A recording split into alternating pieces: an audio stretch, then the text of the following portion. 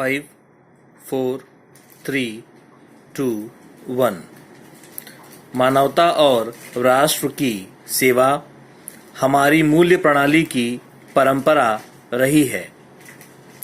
इसकी जड़ें हमारी परंपरा में दबी हैं। जहाँ तक यह कहा जाता रहा है कि सेवा उद्देश्यों को समझना और उन्हें आंकना कठिन है। राष्ट्रपति श्री रामनाथ कोविंद ने आज 24 सितंबर 2020 नई दिल्ली में राष्ट्रीय सेवा स्कीम पुरस्कार प्रदान करने के अवसर पर अपने संबोधन में उक्त बातें कहीं।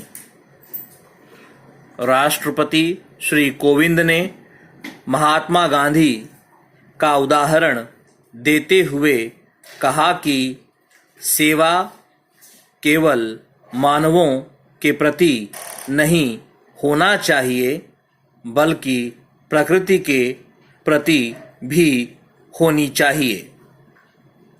यह दोहराते हुए कि राष्ट्रीय सेवा स्कीम महात्मा गांधी की 100वीं जयंती पर आरंभ की गई थी। उन्होंने कहा कि आज भी इस योजना की असीम प्रासंगिकता बनी हुई है। उन्होंने कोविड महामारी के चुनौतीपूर्ण समय में भी पुरस्कारों को प्रदान किए जाने की सराहना की तथा युवा मामले एवं खेल मंत्रालय के प्रयासों की प्रशंसा की।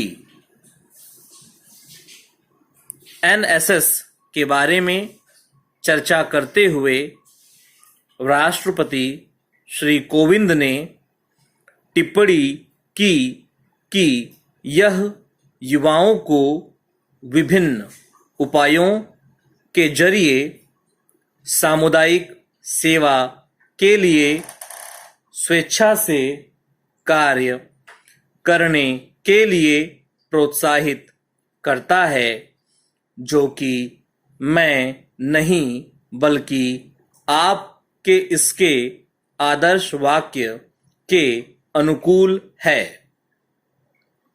उन्होंने कहा कि यह तथ्य कि विभिन्न शैक्षणिक संस्थानों के 40 लाख छात्र इस नेक योजना से जुड़े हैं, एक उत्साहवर्धक परिघटना है और यह आश्वस्त भी करता है कि हमारे देश का भविष्य सुरक्षित हाथों में है। युवा स्वयंसेवकों द्वारा संचालित गतिविधियों पर जोर देते हुए राष्ट्रपति ने कहा कि स्वयंसेवक कोविड-19 के समय सामाजिक दूरी तथा मास्क के समुचित उपयोग के बारे में जागरूकता फैलाने में मददगार थे। ये स्वयंसेवक इस दौरान क्वारंटाइन तथा आइसोलेशन में रखे गए रोगियों को भोजन तथा अन्य अपेक्षित उपयोगी उत्पाद उपलब्ध कराने में भी सहायक थे। उन्होंने कहा कि इसके अतिरिक्त इन स्वयंसेवकों ने बाढ़ तथा भूकंप पीड़ितों को राहत एवं पुनर्वास उपलब्ध कराने में भी हमेशा खुले दिल से सहायता की है। राष्ट्रपति श्री कोविंद ने इसकी भी सराहना की कि 42 पुरस्कृतों में से 14 लड़कियां हैं, जो एक आश्वस्त करने वाली तथा उत्साहवर्धक बात है।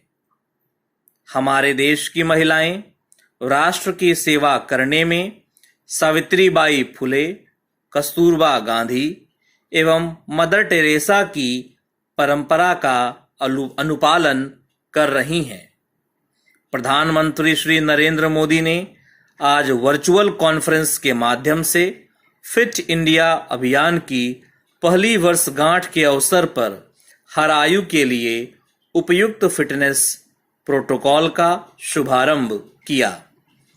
श्री मोदी ने इस अवसर पर आयोजित फिट इंडिया संवाद कार्यक्रम के दौरान विभिन्न खेल से जुड़ी हस्तियों, फिटनेस विशेषज्ञों और अन्य लोगों के साथ बातचीत की। वर्चुअल संवाद अनौपचारिक और आकस्मिक तरीके से आयोजित किया गया, जिसमें प्रतिभागियों ने प्रधानमंत्री के साथ उनके जीवन के अनुभवों और उनके फिटनेस मंत्र को साझा किया।